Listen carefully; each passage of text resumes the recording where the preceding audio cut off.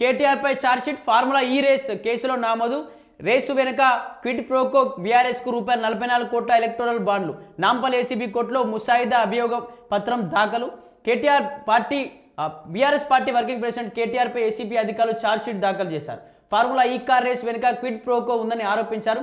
నాటి ప్రభుత్వ పెద్దలు ప్రభుత్వ ఖజానాను విదేశీ సంస్థలకు ఏ విధంగా దోచిపెట్టారో వివరిస్తూ నాంపల్లిలో ప్రత్యేక న్యాయస్థానంలో కీలక ఆధారాలతో కూడిన ముసాయిదా అభియోగ పత్రాన్ని సమర్పించారు. మున్సిపల్ శాఖ ముఖ్య కార్యదర్శి దానకిషోర్ ఫిర్యాదు మేరకు ఏసీబీ అభియోగాలు మోపిందట. ఈ అభియోగాలు మోపడం లేకపోతే విచారణ పేరుతో పోలీస్ స్టేషన్ల చుట్టూ దింపడం లేకపోతే ఏసీబీల చుట్టూ దింపడం తప్ప అసలు ఇక్కడ ఒరిగింది ఏం లేదని అనిపిస్తుంది. ఇప్పటికే దాదాపు 55 కోట్ల చొప్పున అక్కడ ఎటువంటి ఆర్థిక శాఖ పర్మిషన్ లేకుండా ఆర్బీఐ పర్మిషన్ లేకుండా ఇక్కడ దీనికి సంబంధించి కావాలనే చేశారు. ఏదైతే ఇందులో ఇన్వాల్వ్ అయినటువంటి ఐఏఎస్ ఆఫీసర్ కావచ్చు మిగతా ఆ డైరెక్టర్ కావచ్చు వీళ్ళందరూ కూడా కావాలనే కుమ్మక్కై చేశారని చెప్పేసి డైరెక్ట్గా ఆధారం ఉన్నాయని చెప్పేసి ప్రభుత్వం చాలా రోజుల్లో చెప్తా ఉంది. ఒకసారి ఏసీబీ దగ్గరికి వెళ్ళింది.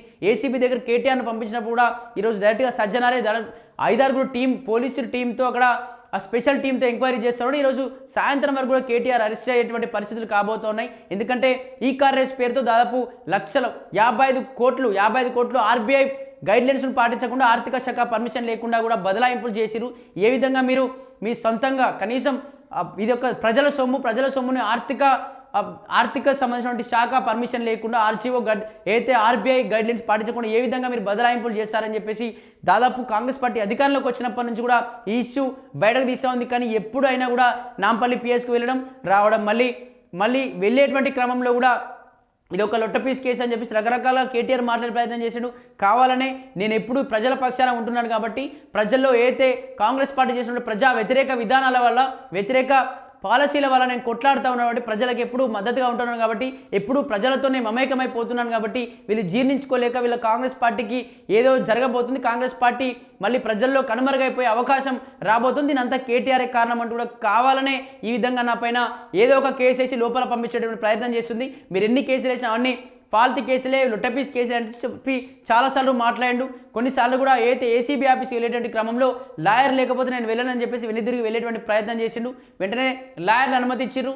ఆ లాయర్ని అనుమతిస్తే మళ్ళీ లోపలికి వెళ్ళి బయటకు వచ్చిన తర్వాత ఏం లేదు నేను అడిగే ప్రశ్నలకు వాళ్ళు అడిగే ప్రశ్నలకు నా సమాధానం వాళ్ళే చెమటలు పట్టిరని చెప్పేసి ఇటు బీఆర్ఎస్ వర్గాలు చెప్పుకున్నాయి. లేదు ఒక్కొక్క ప్రశ్నకు కేటీఆర్ చెమటలు కక్కిండు, భయపడిపోయి కాలం మీద కూడా పడ్డాడని చెప్పేసి ఇక్కడ కాంగ్రెస్ వర్గాలు చెప్పుకున్నాయి. మరి ఇక్కడ వర్గాల కొట్లాట మాత్రమే ఉంది కానీ మరి ఇందులో నిజంగా ఏదైతే ఈ కార్యకు సంబంధించి నిజంగా ఆ ఇష్యూ జరిగిందా, అందులో నిజంగా ఇన్వాల్వ్ అయిన వాళ్ళు ఐఏఎస్ ఆఫీసర్ అరవింద్ కావచ్చు మిగతా ఉన్నటువంటి ఇంకా డైరెక్టర్ కావచ్చు వీళ్ళందరూ కూడా కావాలనే కుమ్మక్కై చేశారా అని చెప్పేసి ఇప్పటికీ కూడా ఏం బయటకు రాకపోవడం, వీళ్ళు ఓన్లీ వాయిదాల పేరుతో నడవడం, ఏసీబీ ఉంది ఏసీబీ అభియోగం మోపింది అనడం రకరకాలుగా వినిపిస్తూ ఉంది తప్ప అసలు ఈ కేసులో ఎటువంటి డీటెయిల్స్ దాదాపు లక్షల కోట్ల స్కామ్లు ఎన్నో ఉన్నాయి. ఇది 55 లక్షల కోట్లే కానీ 55 కోట్లే కానీ లక్షల కోట్లు కాళేశ్వరం కావచ్చు లేకపోతే గొర్రెల స్కామ్ కావచ్చు రకరకాల స్కామ్లు జరిగిన ఈ స్కామ్ల గురించి బయట పెట్టాలన్నా కానీ లేకపోతే ఎవరు కూడా అసలు అందులో నిందితులు ఎవరు కూడా ఇప్పటికీ కూడా బయటకు రాని పరిస్థితి.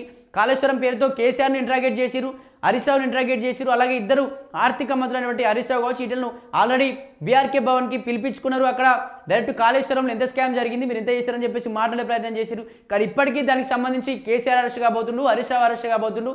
అందులో అప్పుడు మంత్రిగా ఉన్నటువంటి ఆర్థిక శాఖ మంత్రిగా ఉన్నటువంటి మాజీ బీఆర్ఎస్ నాయకుడు ఈటల అరెస్ట్ కాబోతున్నారు, కేటీఆర్ కూడా అరెస్ట్ కాబోతున్నారు, బీఆర్ఎస్ పార్టీ కథం కాబోతుందని చెప్పేసి ఇక్కడ కాంగ్రెస్ పార్టీ నాయకులు చాలాసార్లు మాట్లాడుతూ వస్తున్నారు. కానీ ఏ ఒక్క కేసులో కూడా ఆధారాలు బయట పెట్టలేదు, ఎప్పుడు వాయిదాల పేరుతో నడుస్తూ ఉంది. అంటే వీళ్ళని అరెస్ట్ చేస్తే ఏమైనా వీళ్ళు ఈరియల్ అయిపోతారేమో అనుకుంటున్నారేమో కానీ ప్రజలైతే అన్ని గమనిస్తున్నారు. కాంగ్రెస్ పార్టీ నాయకులు ఎందుకు అరెస్ట్ చేయట్లేదు, కావాలనే వాళ్ళను కాపాడే ప్రయత్నం జరుగుతుంది, వీళ్ళందరూ ఒక్కటిగానే ఉంటున్నారా అని చెప్పేసి ఈ విధంగా ఆలోచన వస్తుంది.